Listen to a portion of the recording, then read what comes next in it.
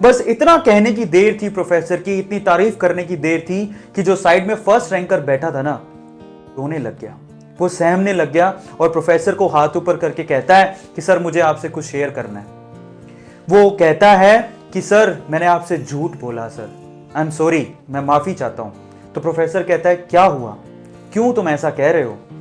वो कहता है कि सर मैंने भी अपने माँ बाप की मदद से ही रैंक 1 बनाया है सर। जैसा कि वो बच्चा कह रहा है, मैंने भी अपनी माँ बाप की मदद से ही रैंक 1 बनाया, मेरे पापा ने मुझे सपोर्ट किया, मेरी मम्मा ने मुझे सपोर्ट किया और मैं यहाँ पर हूँ।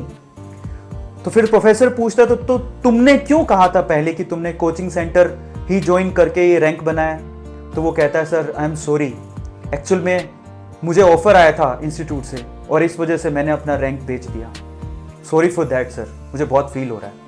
बहुत सारे लोग ऐसा बोलते हैं कि स्कूल में पढ़ाई नहीं होती। आपने कभी सोचा कि स्कूल में पढ़ाई नहीं होती, वो टीचर्स गए कहाँ? यही कोचिंग सेंटर वाले उनको खरीद खरीद के ले गए।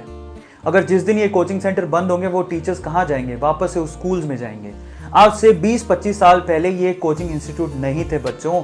गवर्नमेंट स्कूल में जो टीचर थे वो बहुत ज्यादा एजुकेटेड माने जाते थे और लोग उनसे पढ़ने जाया करते थे।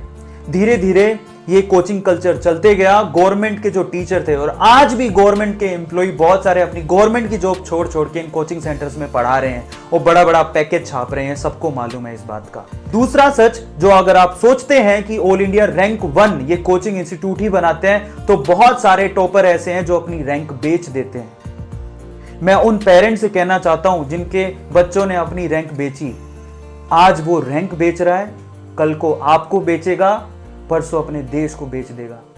संभालिए, जरूरी है संभालिए, हमें सोचना पड़ेगा।